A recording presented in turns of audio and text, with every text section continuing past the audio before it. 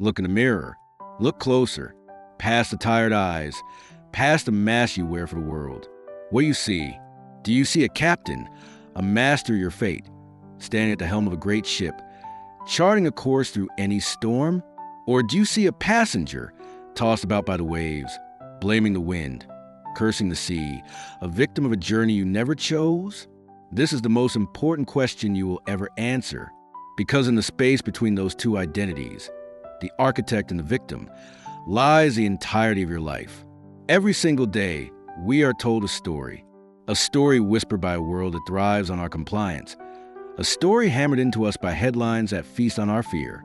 The story is this: that you are a product of your circumstances, that your past defines your future, that the economy, your boss, your upbringing, the system, are the great sculptors of your destiny, and you are merely the clay. It is the most dangerous lie ever told. It is a poison that paralyzes potential, a cage built of excuses. And today, right now, we are going to shatter that cage. The truth is, your circumstances are a mirror, not a prison. They are a reflection, a perfect, unflinching echo of your dominant thoughts. That is all they are. The life you are living today is the physical manifestation of the conversations you have been having with yourself for years. The poverty you fear is not a lack of money. It is a poverty of mind. The success you crave is not a destination. It is a state of being, a frequency you must tune into first in the silent chambers of your own belief. You are a broadcasting tower, transmitting a signal to the universe with every thought you entertain. And the universe, in its infinite and impartial wisdom, simply reflects that signal back to you. It does not judge. It does not play favorites. It only responds. If you broadcast a signal of doubt, of fear, of "I can't," then the universe will deliver to you circumstances that confirm your transmission. It will give you the very obstacles you expect. But if you have the audacity to change your broadcast, to transmit a signal of unwavering faith, of absolute certainty, of "I will," then the universe has no choice but to rearrange itself to match your new frequency. This is not magic. This is the oldest law in the book. This is the physics of the soul. Think of the great oak tree. Does it grow tall and strong because it was planted in perfect soil with perfect weather? Or does it grow strong because its very nature, its internal blueprint, commands it to push through hard earth, to withstand the storm, to reach for the sun regardless of the clouds? The seed of the oak contains the full potential of the mighty tree. And within your mind, right now, lies the seed of the life you dream of. But that seed requires cultivation. Your mind is a garden. For too long, you have let the weeds of fear, of doubt, of the opinions of others grow wild. You have allowed them to choke the life out of your most precious ambitions. Today, that ends. Today, you become the master gardener of your own mind. The first act of the architect is not to lay a brick, but to draw the blueprint. You must have a vision, not a vague wish, not a hopeful dream, but a crystal clear, high-definition image of the life you demand to live. Who are you in this vision? How do you walk? How do you talk? What does your world feel like? You must live in that vision, in your imagination long before you see it with your eyes. Henry Ford was told he was a madman. They said the automobile was a noisy, impractical toy for the rich. They saw only the dirt roads and the horse-drawn carriages of their reality. But Ford saw something else. He saw a world connected by highways, a world where the common man had the freedom to travel, a world transformed. His vision was not a reflection of his circumstances. It was a declaration of his will. He held that vision so tightly, with such burning, obsessive focus, that the world had no choice but to bend to its design. He was not a victim of his time. He was the architect of a new one. This is the power of clarity. A mind that is unclear is a mind that is weak. A vague goal is a magnet for mediocre results. You must define with absolute precision what you want. Write it down. Speak it aloud. Burn it into the fabric of your subconscious mind until it becomes a single dominant thought that guides your every action. A faint desire is a flickering candle in the wind. A definite purpose is a laser beam that can cut through steel. What is your laser beam? What is the one great obsession that will command all of your focus, all of your energy? Stop chasing 100 rabbits and start hunting the one lion that will feed you for a lifetime. Your energy is finite. Your focus is your most precious currency. Do not spend it on things that do not serve your grand design. Every yes to a distraction is a no to your destiny. Learn to say no. Learn to protect your focus with the ferocity of a warrior guarding a sacred temple, because that is what it is. It is a temple where your future is forged, and inside that temple, the architect becomes a builder. The dreamer becomes a doer. For a vision, no matter how brilliant, no matter how vivid, is a powerless phantom until it is married to the relentless, uncompromising force of self-discipline. Discipline, not the grim, joyless punishment you imagine, but the supreme act of self-love. It is the choice to trade what you want now for what you want most.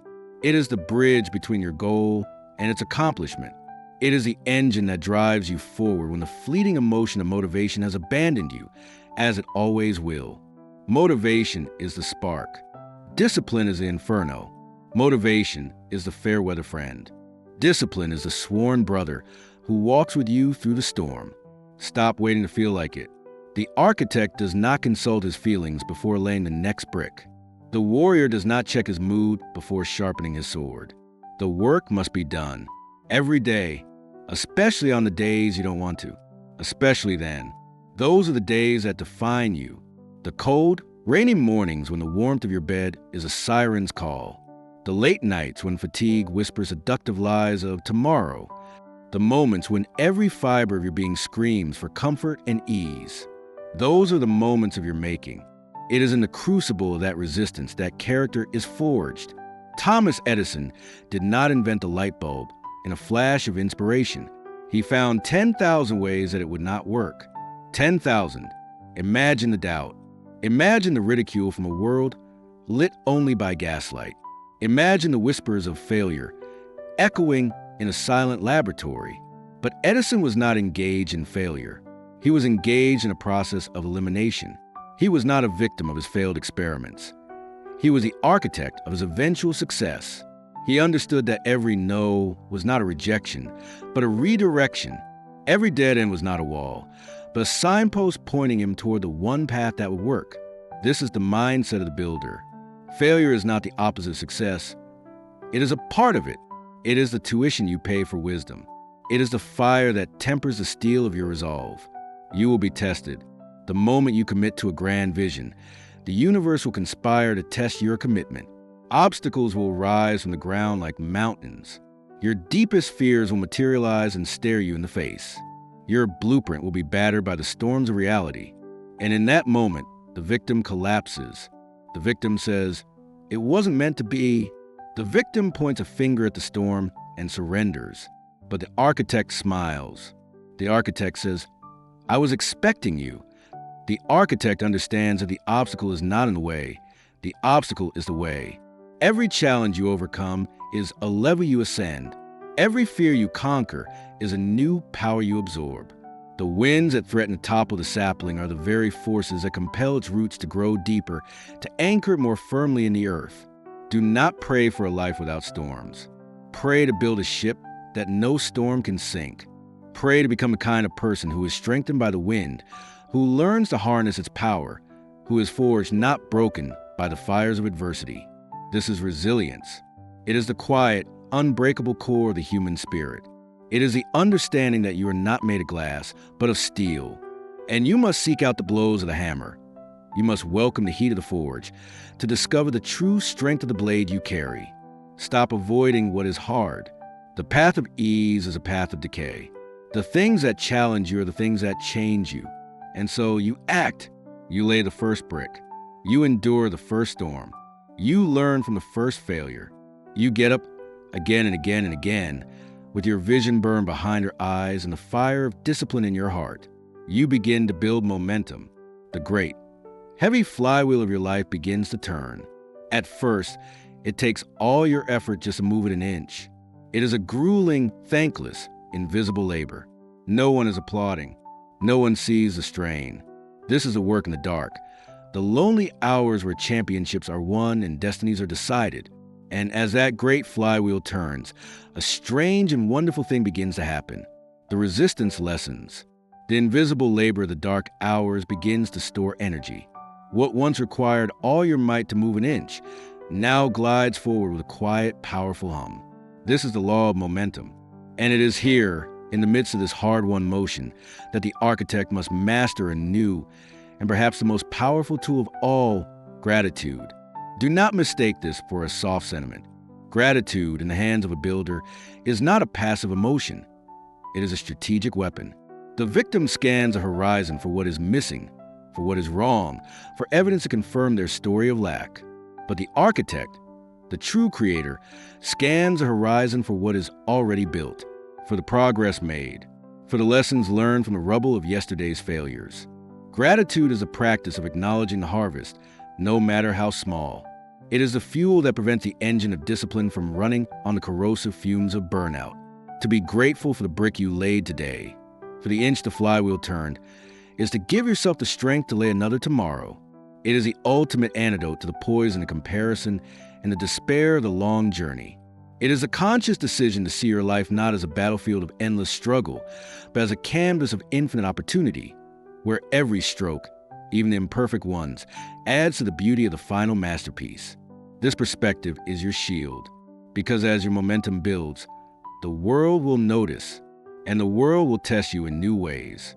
The blueprint you drew with such clarity in the quiet of your own mind must now face the chaotic, unpredictable reality of a changing world. A plan is a map, but it is not the territory. The territory is alive. It shifts. It presents new obstacles, new rivers to cross, new mountains to climb that were never in your original design. And here, the rigid mind shatters. The dogmatic builder, who is in love with his plan more than his purpose, will see his structure collapse. The victim will cry out, "The map was wrong." But the architect, the master builder, understands a final, crucial secret to creation: adaptability. You must be like water. Water is the most powerful and adaptable force in nature. It can be soft and yielding, yet it can carve through solid rock. When it meets an obstacle, it does not stop. It does not complain. It simply flows around it, over it, or through it, always seeking the path of least resistance towards its ultimate destination, the sea. It does not fight the rock. It embraces it, and in embracing it, it finds its new path. Your purpose is the sea.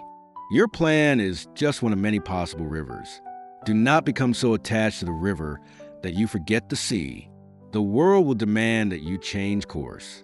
Technology will shift. Markets will turn. People will fail you. Your initial assumptions will be proven wrong. This is not a tragedy. This is the nature of the game. Your ability to adapt, to pivot, to learn from new information, and adjust your strategy without ever losing sight of your core vision. This is what separates the amateur from the master. The victim is a rock, resisting change until it is broken into pieces. The architect is water, flowing with change, using its energy to become even more powerful. And how does one learn to be like water? By embracing the mind of a student. Always, the moment you believe you have all the answers is the moment you guarantee your own obsolescence. The moment you stop learning is the moment you stop building. Your education did not end when you left the classroom. It began. Every book you read is a conversation with a master. Every podcast you listen to is a seat in a lecture hall. Every person you meet who knows something you don't is a potential teacher. The world is a library of infinite wisdom, a university with no walls. The architect is a voracious, insatiable learner. They gather new tools, new techniques, new mental models, not as a hobby, but as a necessity. They understand that to build a skyscraper, you cannot use the tools of a mud hut. To build a life of greatness in the 21st century, you cannot rely on the thinking of the 20th. You must be humble enough to unlearn what is no longer true. You must be curious enough to seek out what is new. You must be wise enough to steal from the best minds in history, to stand on the shoulders of giants and see further than they ever could. The knowledge is there. The lessons have been paid from the blood, sweat, and tears of generations before you. Your only task is to have the humility and the hunger to seek them out. This is not a sign of weakness. It is the ultimate sign of strength. It is a recognition that the architect is, and must always be, the most dedicated student in the room. And so, you become the student. You learn, you adapt, you grow, you gather the wisdom of the ages, the tools of the masters, the blueprints of the giants. But let me ask you a final question. For what purpose? Why do you gather this strength, this knowledge, this resilience? Is it merely to build a more comfortable life for yourself? A bigger house? A larger bank account? These things are fine. They are the natural consequence of right action, but they are not the point. The ultimate purpose of the architect is not to build a shelter for one, but to build a monument for many. It is to create a life of such integrity, such power, and such purpose that your very existence becomes a blueprint for others. It is to build not just a life, but a legacy. A legacy not what you owned, but of what you gave, not what you earned, but of what you learned and shared. A legacy of the lives you touched, the standards you set, and the inspiration you became. This is the final transformation. The journey that begins with the self must end in service to something greater than the self. And it all comes down to this single, fleeting, eternal moment. Right now, the past is a library of lessons, but you cannot live there. The future is a canvas of dreams, but you cannot touch it yet. The only point of power you will ever have is the present moment. All the philosophy, all the strategies, all the grand designs are utterly worthless if they are not brought to bear on the choice you are making right now. The work is not out there in some distant future. The work is here. It is in the next breath you take. It is in the choice to get up or to stay down, to speak truth or to remain silent, to consume or to create, to make the excuse or to make the effort, to read the page or to scroll the feed, to be the victim or to be the architect. There are two lives waiting for you, the life you could have and the life that is waiting for you to build it. They are separated only by a single decision, repeated every day, the decision to act. So look in the mirror again. Look past the doubts. Look past the scars of your old story. See the builder. See the creator. See the captain, the master, the warrior, the student. See the architect that has been waiting patiently for you to finally pick up the tools. The blueprint is in your mind. The tools are in your hands. The time is now. Stop waiting for permission. Stop waiting for the perfect moment. Stop waiting for the storm to pass. Learn to build in the rain. Stop being a victim of your life. Start being its architect.